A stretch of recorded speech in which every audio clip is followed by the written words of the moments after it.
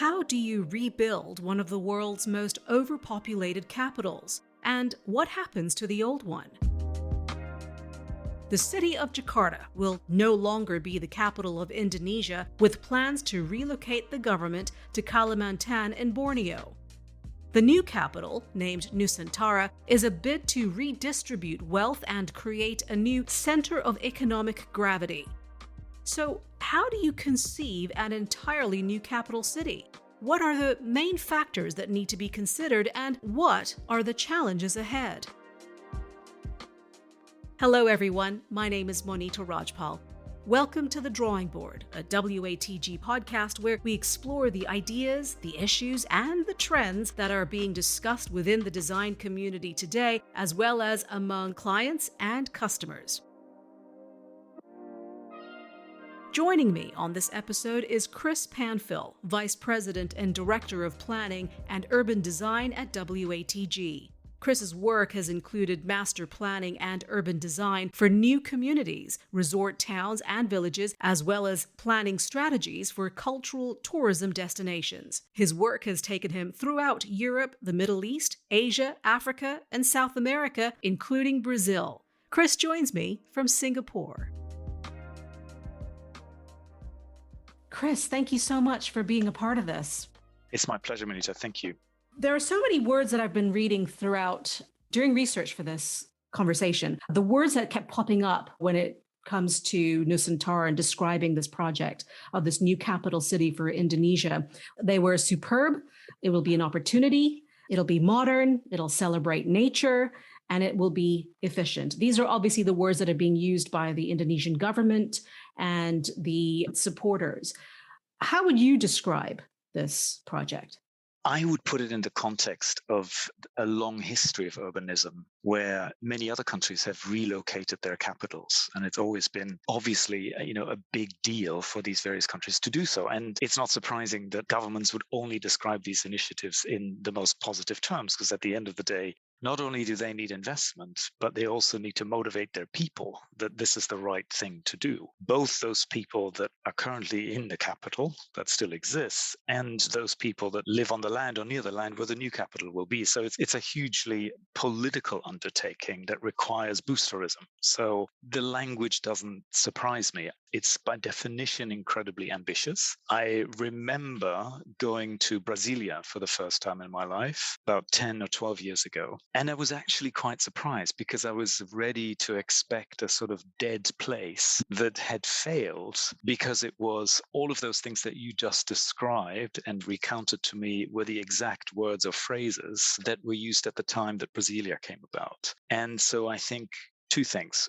We have to be patient. You have to take a long view of these things and probably remain reasonably optimistic and also realistic, because I think in the short term, it's going to be incredibly disruptive. And I think there'll be huge disappointments short term, because what are cities? Great cities are nothing other than incredible networks. And it's a sort of palimpsest of networks, right? One network sitting on top of another, whether it's a physical network of infrastructure, roads, connecting people and things and commerce, to economic networks, social networks, natural networks, and all of those things. It takes time for those networks to synchronize and to be effective, efficient, and ultimately to create a good place. And building a city and assuming that you can build a city the way you might build a building is ambitious, to say the least, sometimes naive, if you have a short-term time horizon. For a longer-term time horizon, however, I think it might actually be okay. And one thing that amazes me about Indonesia in particular, and in that sense,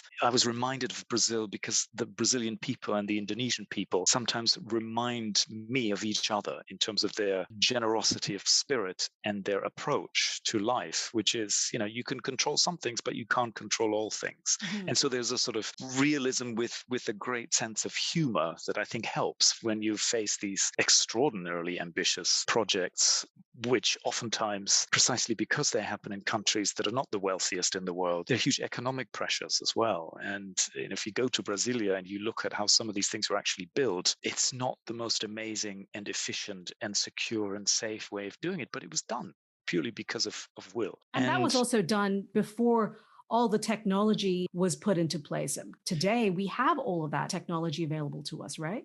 Yes, that's true. That's true. And sometimes I think that makes it worse because it raises expectations even further. Although I suppose you could make an equivalent argument for Brasilia, where it was the building technology of the 60s and using reinforced concrete en masse and for the entire aspects and components of the city, whether it was infrastructure, whether it was representative buildings like the government buildings, or whether it was residential neighborhoods. What was great there, and I think very enlightened, was the approach to landscape and making sure that landscape and simple things like tree planting was happening immediately, and it was happening in parallel with the development of the city itself. And so that's why when you go to Brasilia today, it actually looks amazing because of the tropical environment. The trees grow quickly, and you have beautiful shaded streets, etc., etc. If we look at that, if we just take that point too, there were those who would say that Brasilia did come at a cost of the Amazon forest because building the infrastructure, the roads connecting Brasilia to the coastal communities came at the cost of deforestation, right? So if there was the other side to that too, there are always going to be concerns on how building will impact the current landscape. For sure, for sure. And that's the fundamental contradiction of building generally, right? Building means that you're making choices about what you think you're improving as opposed to what you may not be improving and where in fact you may be causing trouble and problems. I suppose from that perspective, you probably shouldn't build a new capital in Indonesia, and you probably should never have built Brasilia. But of course, the political trumped all of those environmental or economic concerns. What amazes me, though, is that rather than, in the case of Brasilia, taking away from Sao Paulo or Rio de Janeiro, it simply added another layer, and it added another way of living in a city with an economy that had a slightly different focus. Mm-hmm. So rather than hyper-concentrating everything in either Rio or Sao Paulo, he said, all right, we're going to put the economic activity of government in a new place. And for developing countries, I think that's a smart way, because then you create a different economic engine, which creates different opportunity for other people. It also decentralizes all the pressure on slum activities and hyper concentration of populations, which causes all sorts of social and environmental issues. It's interesting because President Widodo, he did say that this was also a response to inequalities, or the focus of all resources and infrastructure on Jakarta itself, and that he needed to expand that. Mm-hmm. When you look at Nusantara, it's also about solving a problem, isn't it? Because Jakarta, as a thriving city as it is, it's got multiple issues. We're looking at a continuously growing population where, within the center, we're looking at some 11 million people. And then if you expand it out to Greater Jakarta, anywhere between 31 to 34 million people. And no one knows. Yeah. And no one knows. No one knows the exact number. Yeah. And the infrastructure is crumbling, or it has not been built to help or to grow with the population. And then on top of all of that, it's sinking. Land subsidence is a huge problem, right? Yeah. No, exactly. And that's why I think in the case of Indonesia, it's probably exactly the right thing, and probably should have happened a lot sooner. Because not only do you have a concentration of wealth in this huge country on the island of Java, but on top of that, you have the Javanese concentration of wealth and power in only one place, which is Jakarta. And so, considering that it's a nation of, I believe, close to 17,000 islands, it's probably a good idea to start decentralizing some of these economic activities. And as government, how can you do that? Well, you can incentivize, or you can set the example, right? And you say, we as government will relocate and we will start somewhere else. So I think in that sense, it's exactly the right thing to do. What do you think about the area that was chosen? We're looking at this, an area in East Kalimantan. It's some 1,300 kilometers away from Jakarta. They are saying it'll cover some 2,560 square kilometers, but the actual core of it, which will be used by the government, it's only going to be about some 66 square kilometers. So there's this massive expanse of land on space that urban planners such as yourself or environmentalists as well are going to be very concerned about, because we're looking at endangered species, animal species. We're looking at specific flora and fauna that reside there, and of course the indigenous communities that live there as well, whose livelihoods are also going to be affected. Talk to me about what you know about this space and how building a capital city will work there.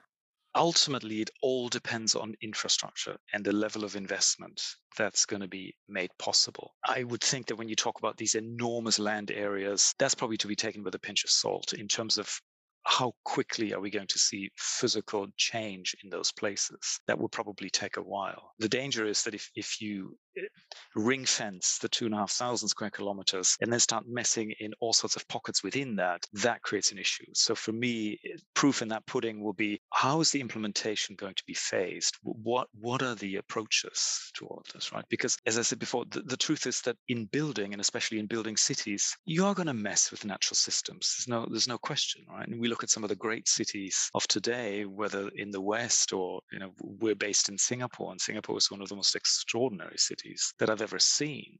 However, if you do a comparison between before and after, in terms of environmental systems, in terms of species, etc., yes, we have a lot of trees in Singapore, and that's amazing because of microclimate and species that it harbors. But there's no question that in comparison to what was here before, it's a completely different environment today. Both it's the cost of evolution, right? It's the cost of evolution, right? And there were communities here that are no longer here because of the city that we have today. So I think that those are tough questions. And at the end of the day, for someone like a president of a country, you have to take these decisions at a very high level. And provided that you can take your people along and ensure that there is a benefit which is not just accruing to the select few, but is noticeable and makes a difference in people's lives across the board, then it's probably the right thing to do. Because, as you said, further concentration in Jakarta is just simply not an option, right? Not an option. And it's so bad. The sinking of the city is real. And to me, it'll be interesting to see whether other wealthy places that suffer from similar environmental problems, whether they can begin to help places like Jakarta figure out what to do in the long term. You probably know that even places like Miami suffer from very similar issues, where the porous limestone and sea level rise, et cetera, is actually creating flooding during all sorts of times. So there are global issues at play. How this will pan out in Indonesia is an open book. We don't know that, right? We'll have to watch that. But I think government and the business of government is probably a wise way of doing that. I think it would take an awful long time to say to the private sector, we want to incentivize you to move somewhere else. That's not going to happen, right? So in a way, the government has the only choice. The question will be, is the government going to be successful to create a better quality of life in the new capital, such that some of the commercial activity will actually follow? To me, that's the interesting question, right? Because historically, that's tough to do. Whether you look at the United States with Washington, D.C. versus New York, Philadelphia, and other commercial centers, whether you look at Brazil, if anything, Sao Paulo and Rio have become more of commercial centers rather than less. So, and yet, Brasilia has managed to create not only an economy of its own, but also an identity of its own. So that the power of design and the power of great city planning, I think, is at play here. That's a very, I think, distinctive point that you just made. I guess a very basic question, well, basic in the wording, not necessarily in the execution, but where do you even start? When you're talking about creating a capital city, where do you start? It's interesting, and even as architects, the usual response is, oh, you got to start with the landscape. You got to create the memorable open space, or you got to create the thing that you can see from the air, right? So the aeroplane and the view from that becomes the important thing. And of course, these days it'll be Google Earth. How easy is it to identify in Google Earth the new capital city? So the 18th century solution in Washington, D.C. was this extraordinary mall that, you can see from very, very far away. In Canberra, in Australia, it's essentially a circular arrangement. But again, it's very simple geometric shapes that you impose on the natural world in order to mark that difference of, humans have been here, we've left our mark. And then the buildings slowly but surely can literally build up over time, because that Mm. will take a lot longer than the basic infrastructure and the movements. And I suppose in the brilliance of Brasilia is that it operates at so many different levels. It's a kind of giant plan of an aeroplane, So the implication and the symbolism of that, of the 20th century power of the machine and all Mm. those things, right, encapsulated there. I think for Nusantara, it's going to be more about finding a response that somehow captures the imagination of how do you create a 21st century city that at least pays some attention to the environmental impacts Mm. of the new capital, precisely because it comes from a place that has such environmental problems. Brasilia didn't happen because of environmental problems in Rio. It was Mm. probably far more social problems and ultimately a political move to kind of neuter a little bit the powerful economic classes and commercial classes in those places, whether Sao Paulo or Rio. I don't think that's the case in Indonesia. It's Mm. very much a 21st century crisis response. In the history of cities, there haven't been many places like that. Many cities have gone through horrible things, whether it was Mhm. war, plague, famine, fire, and yet most cities always get rebuilt in the same place. There are very few that will have then said, this was such a traumatic experience, we got to go somewhere else. Very, very few. And yet here we have that 21st century equivalent where you say, this is so bad. The Mm. city is sinking. We don't have the means or the technology to fix this, and it's better to go somewhere else. Why there? That's a good question. I don't know is the Mm. short answer. My suspicion is that it's a number of reasons. One of Mm. them, I'm sure, has to do with trying to spread the wealth and activity beyond Java Yeah. as the kind of dominant island. I suspect there may also be a bit about, are we all Indonesians, or do we need to do something special on the island of Borneo, or Kalimantan as it's called in Indonesia, to make our mark and to unify and to create a symbol of togetherness? I'm not sure. I'm speculating here, but all of these things play a part, right? Because it's such a hugely symbolic act that my suspicion is it's all of those and probably more that I may not know, right? That may be unique to the president or to perhaps even geopolitical drivers that Yeah. put the capital there. How do you define a capital city? It's a very good question. It's all about the symbolism of power and the power of symbolism, isn't it? That you want to use your capital city as this is our shop window of our country to the world.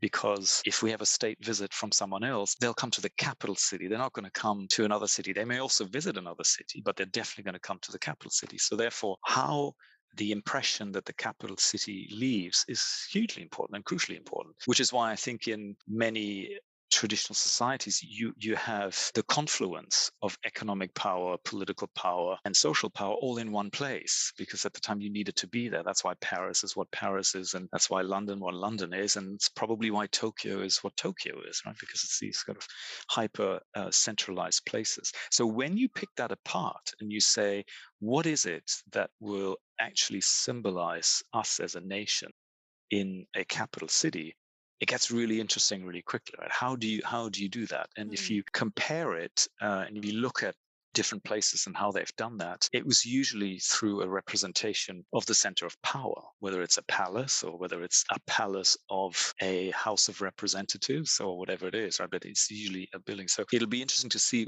how Indonesia chooses to do that in Nusantara over time, and also what is going to be the first mark to place it there. But as I said earlier, I think the open space and the landscape becomes the key driver, because it's one of the quick wins. Mhm. I mean, the capital in Washington D.C. took a very long time to build, and Mhm. so for decades and decades in the 19th century, it was a joke, and people were laughing and they were horrified when they had to go to Washington because it was a Mhm. swamp infested place. And I suspect it's going to be a little bit like that for Nusantara for a few decades before it establishes itself, right? They are, what Yeah. are they? They're projecting, well, again, the word ambitious is Mm, being mm. described here that it'll take 10 years. Yeah, I would take that with a huge grain of Mm. salt. I think it'll be a lot more than 10 years. But I suppose the question would be, what could you do within 10 years such that Mhm. you've marked your place, you've put that flagpole on the island to say this is an important place for us and this will represent us. Be interesting to see what happens. I know that your design philosophy is approaching projects that are seen as financially viable with a good return for the clients that you work with. Is this, we're looking at some, what, the cost of about at least 32 billion US dollars. Is this financially viable? The great thing about financial viability is always the time dimension. Hmm, Right. good Over point. what Yeah. period of time? Most of my clients, they're not as patient as someone would have to be who builds a capital city for a country. So there's no way of answering that question.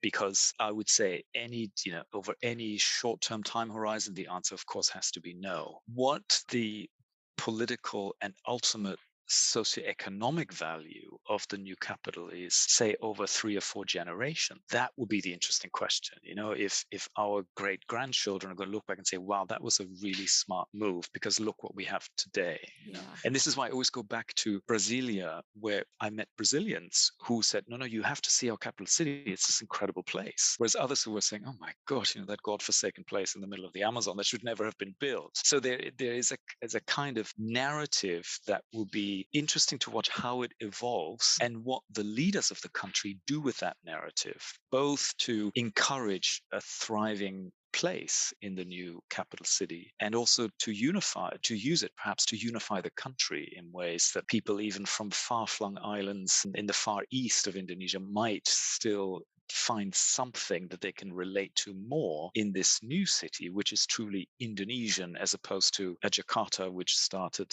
as a Dutch colonial outpost, right? Mhm. When you talk about a capital city, right, it is not just a physical structure, but it is also very emotive. There is the sense of pride that a nation would have to identify the space Mm, as their capital. So when you are then changing a capital city, moving a capital city from one space to another, that sense of pride has to go with it. It has to be, if not replicated, but also built that's right. from an emotional perspective as well. Yeah, yeah. I think you're using the right word. I think it has to be built, and that may be even harder to do than building the physical infrastructure and the buildings for the new city. And I suspect it's a generational question more so than 10 years. Mm. I don't think that in 10 years you're gonna be seeing that the kind of shift of saying, yeah, no problem. I've been a person from Jakarta all my life, but now I identify with this place over in Kalimantan. Yeah. I don't think it works that way. So I think that will be a long, long time. As I said, though, before, I think the question will be for the future generations, is this new city able to offer a quality of life that exceeds quality of life as it is then defined in places like Jakarta or perhaps elsewhere in Java, so that people say, no, I don't work for government, but I'm going to start my business in Nusantara. I'm not going to go to these other places. That will be the interesting thing to watch. Mhm. In other words, will the pride in the place be organic, or will it simply be imposed because of national symbolism that invariably will have to be attached to the capital city? What do you think are the important lessons that will hopefully be not only learned, but also then executed in Nusantara, that the mistakes that were made in Jakarta, what do you think are the lessons that need to be adhered to in Mm. Nusantara? My hope is that future generations won't forget the lessons and they will listen and learn to listen to early signs and take them far more seriously than perhaps present generations have Right. or even previous ones. And it's difficult because, of course, we're humans. So there is an inertia argument to say, oh my God, we've invested all this effort, time, energy in building Jakarta. Okay, it's sinking a little bit, but we'll be okay. To Yeah. switch into a different mindset that says, Mother Earth is telling us something really important. We got to act now. We can't wait and let our children have to deal with that problem. Hmm. That Exactly. to me would be a sign of true success. So if there were any sorts of issues that might come up in the future for Nusantara, is for people to say we've got to act sooner. You can't just let things slide. Now, I'm sure, and I know from what I've seen and read that we won't have the sinking problem. At least we don't think we will. But who knows? There could be all sorts of other problems that crop up in cities everywhere and always. So I think it's an attitude and a mindset. And as I said, hopefully the lessons learned in Jakarta will become true lessons that will be generous in spirit so that they can be applied to other particulars that might emerge in Nusantara or indeed anywhere else in Indonesia. What goes into the master planning? We always want to begin by trying to understand the place as much as possible. And by place, we mean not just the physical reality of what we see, the flora, the fauna, the shape of the land. How does the land change over the seasons? What happens in the rainy season? What happens in the dry season? Try to learn all of that and understand it as much as possible. And then, of course, critically understand what you don't see, what are what we call the geotechnical issues of how stable is the ground, how, etc. That can hugely dictate where things get built and how they relate to one another. And in the tropics, of course, it's the whole climate issue, which is huge. So the prevailing winds are extraordinarily important. And if you figure out a physical response through the urbanism, the architecture, and the alignment of streets that capture these breezes, it makes a significant difference, as do simple things like all streets have to be planted with trees so that you create natural shade. Again, Singapore is this extraordinary example where it's been demonstrated that we live in a city here that is consistently 2 or 3 degrees Celsius cooler than other places because of all the trees in everywhere. So it's things like, it's not just that the trees look pretty, but they serve a really, really important purpose. So in other words, trying to merge what the natural environment of the place tells you with the ideas that you then superimpose and say, well, what are the objectives? What are we trying to do? Capital city. Okay, we got to think about symbolism. Well, what symbolism? How does that manifest itself in the urban spaces? Is there a particularly objective about lifestyle? These days, no matter where we work in the world, childhood obesity is an increasing issue, not just in the wealthy West or in wealthy North Asia, but everywhere. And so there are ways of designing places that will encourage physical activity more than other places. It's sort of very obvious. So if you create amazing park systems, or even if you simply create pathways and sidewalks that connect things in an obvious and easy way, by the way, in ways that don't often happen in Jakarta today, for example, if those lessons are taken on board, then that's what we would bring next and say, well, what are the fairly simple responses that good urbanism can bring to this bigger set of questions, which could extend into public health, for example? Or you don't want to segregate and isolate old people. All right, so we're not going to have a kind of section for all people. How do you bring schools together with other facilities that might invite the elder population to participate? So that comes into play. That dictates a lot how things work, how they connect, how they relate. And then, of course, it's ultimately budget. How much money have we got, and how do we spend it as effectively and as efficiently? That's on the things you see, the things you experience. Then, of course, there's the whole hidden network of some of the networks that I spoke about in the beginning, whether that's infrastructure, whether that's water, power, sewer. Where do we put the sewage treatment plant, and how can we think of that in a more creative way so that it, again, works with the environment as much as possible? There are all these amazing ways these days of how you treat water that's not black water, but gray water. In other words, the water that comes from the sinks and the showers, not the water that comes from the toilets. And nature can deal with that in ways that are quite remarkable. So then you all of a sudden combine park space and open space with a degree of wastewater treatment. And in doing so, you create an outdoor educational environment for the kids. So all of a sudden, the city becomes this palimpsest of networks that, when done right, is sheer brilliance, because it then touches people in different ways, depending on what these people's interests are or what their reaction and interaction is with the city. And that's what distinguishes great cities from the not so great cities, right? The not so great ones are, we have one idea and we're going to do it, and this is it. Yeah. The great cities are saying, no, this is actually a very complex system of things and of networks. And how can we understand these networks as best as possible? Lastly, the network of socio-cultural presence and people communities that currently live in Kalimantan. How do you respond to their desires, their wishes, their needs? And is there a way to bring their hopes and desires into the planning of the city and the making of the city Hmm. so that they too might be proud, as opposed to simply feeling, oh God, this is central government haven't taken my land. And what am I going to do? I can't plant potatoes anymore. So, how are there creative ways of bringing these people in, both economically, but also symbolically? And this goes back to how do you make sure that this is a symbol for the nation, not just for a powerful government? In your vast experience, when you look at the planning that you've worked on, and with obviously this is relative to the industry or to the client that you are working with, but what has often been the priority for them and what you wish it would be instead?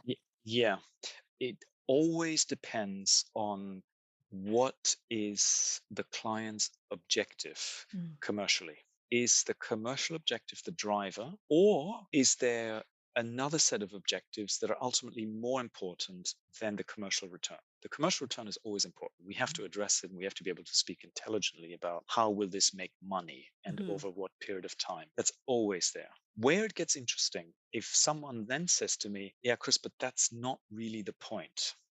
I've got some other drivers, some other desires of why we're doing this, and here is why. Those are unsurprisingly the most rewarding projects. And I remember doing some work for the Aga Khan and the Aga Khan Development Network, where we quickly realized there is a whole other set of aspirations here that have little to do with financial return. Mhm. And while, yes, the project has to demonstrate that perhaps in the long run it makes a little bit of money, the important thing is what happens along the way and how are we taking people, communities along, and how do we provide economic development potential for these communities that are part of that system. I think that's why tourism is ultimately so important and so positive in its contribution, despite the fact that, yes, very often there are negative externalities and consequences to tourism that we need to understand. But its ability to act as an economic engine for a vast array of people of all sorts of skills and abilities is actually quite inspiring. And in that sense, a capital city is probably similar because it will have all sorts of requirements, not just for government, but Mhm. also at the basic support level. And ultimately, to create community in those capital cities and in those government cities, you need a lot more than just government buildings and government lawyers. It's an So important legacy, isn't it? it is hugely important. And ultimately, it is the move that you're making in relocating the capital and relocating your government, is that move powerful enough symbolically and economically as well as politically to help build community? Because unless that new capital city is able to build community, it's not going to succeed long term, right? But that would be the question. It's really, fascinating to watch what will happen. What you said before about the priorities is you have the economic, but then you said a very important word, why, the why behind it. What's your why behind what you do? It's because I believe in the power of design to transform, its ability to transform for the better. That's why I do what I do. I ended up in the world of tourism planning, where classic urban planning is a small piece because there's a lot of urban tourism and there's a lot of urban communities in tourism activities and in tourism development components. But it is the incredible joy that you get when you realize that something you've worked on has actually made a difference in someone else's life. There's nothing, to me, there's nothing more powerful than to witness that and to experience it in whatever way.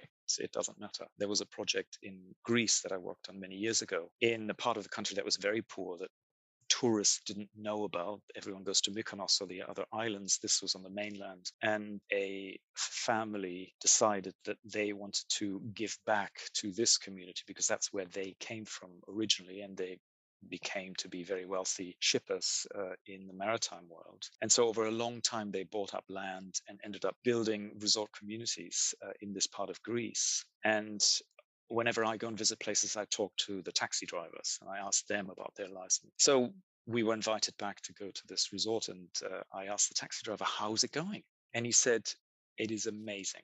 He said, because my children now have a choice. Yes, they can go to Athens or they can go to Barcelona and go to university, but they can also stay here. And if they stay here, there's more choice than just to pick olives. And I just thought that was incredible. And he was so proud. He was so proud that here was an economic engine that looked beautiful and, brought all these people from all over the world to this part of Greece. But more importantly, it did something positive for his kids. That's what made the difference. To say that it's life-changing, it sounds so, it almost as if that expression has been used so much that it loses its luster, but there is no other way to describe something like that. It is life-changing because it transcends generations, doesn't it? It does. But it's also true that these life-changing moments happen when the people who are behind them have a long-term view and they have patience. I get involved with a lot of projects that I'm very doubtful about because they're only about short-term gain. And if there's no commitment to a longer-term improvement to the future, then the accumulations of short-term gains may not necessarily come up with a better future for the people who are there. Is that the sign of the way we as human beings think right now, is the sense that there's an immediacy to everything? We need to have everything now? I think so. I mean, a part of it, I'm sure, is human nature. We do seek gratification that's short term rather than long term, even if it's not in our interest. So it takes a little extra effort to realize, well, no, be patient because the longer term gratification is actually better and even more rewarding than the short term. But that's, sometimes hard to see. I do think you're right. I think things like technology and the expectation that everything is instant. You're sitting in the UK, I'm sitting in Singapore. We having a real-time conversation. My grandmother would have thought that's a total miracle and cannot be possible, right?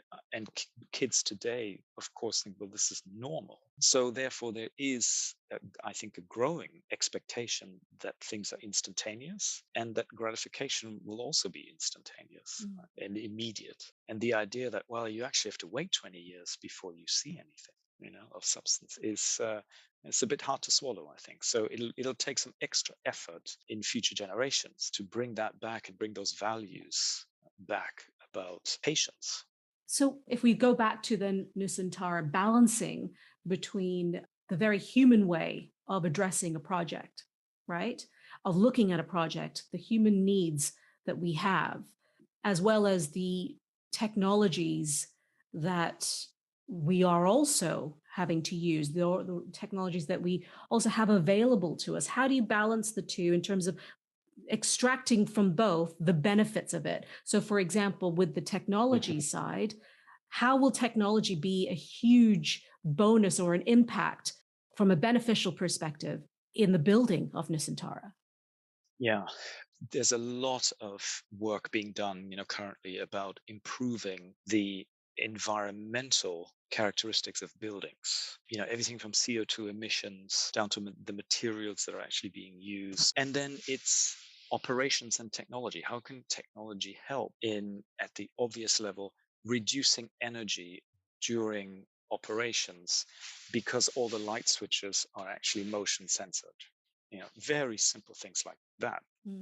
If we're talking about a whole capital city, imagine that would make an enormous difference. So I suspect it's a little bit of that, where you say, okay, where can technology actually have the biggest impact? The worry I have is that there is a kind of obsession with technology. There's an obsession with a term that I'm not very fond of, which is the smart city. You know, the smart city as if there were a one size fits all, and if you only figured out the smart aspect of a city, then you could build these incredible cities everywhere. I don't think that's the way it works. You know, for certain parts of the world, certain economies, certain communities, the smartest city might be the one that has no technology. It's a very, very subtle analysis, I think, that needs to happen. If your objective is truly to, first of all, improve the lives of the people that are there as much as possible and provide them with opportunity, that might not be to say that, you know, every rubbish container in the parks and streets needs to have a sensor to tell a central data point that it's full. So it's technology is a very, very curious thing. On the other hand, speaking from, you know, old cities like London, for example, where there were desperate attempts to improve the efficiency of the metro system of the underground. But of course, there were limits because the physical infrastructure is so old and is so small in many ways. Yeah. The technology was an extraordinary thing to create a safe environment for travel that allowed increase in the frequency of the trains that even 10 years ago would have been completely impossible because it wasn't safe at the time. Now it is. Right? So I think technology is amazing, but it mustn't become the panacea to say that if you have a problem, you just need to add more technology. I fundamentally do not believe that, because our needs, desires, and the specific requirements in specific locations are so different. Which cities around the world, in your mind, have done it right? Got it right. I think it's a very personal question, because it ultimately, what you're asking me is, Chris, where do you think the good life is? And I think that answer is very personal and therefore very different. So I have cities that I love because I feel local in them. I feel I can seek this place out in a way that works for me. So the two cities for me are London and Tokyo. One, because in one of them I'm at home, I am a Londoner. Tokyo, I'm an utter stranger. Everything is so completely foreign to me, and yet the city has a way of embracing the visitor that makes you feel very welcome, and it's safe and easy to get around, and it's a city of endless wonder to me.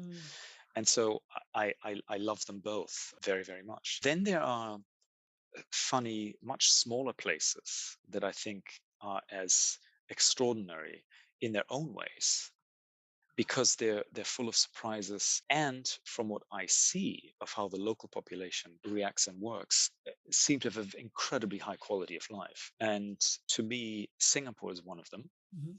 Vienna is another one, and Copenhagen is the third. Places that are, for a certain definition of quality of life, offer incredible value in that regard. But it's, as I said, it's a very, very personal question. You've noticed that probably, none of these cities are very car friendly. So I know that, some of my other friends would say, you're crazy. I love Houston, Texas, because there are building codes, but there are no strict zoning codes, and I can drive everywhere with my car. So it's ultimately a question of what do you believe is the good life, right? You ask that question. Yeah. I love that. Yeah. I think it's a great place for us to end this conversation. As much as I could talk to you for hours, Chris. We can do chapter 2, chapter 3, I would chapter love 4, that. and I would love that. That would be wonderful. Let's keep this conversation going. Thank you so much for your insights on this ambitious project in Indonesia. Well, it's not even a project; it's a plan. It's underway. That's right. It's happening. It's happening. It's happening. Your insights are so valuable and so interesting, and I really do thank you for the time that you've taken to speak to me today. Absolutely. Take care. That was Chris Panfil, Vice President and Director of Planning and Urban Design at WATG. You've been listening to The Drawing Board, a WATG podcast. I'm Monita Rajpal. Until next time, thank you for joining us.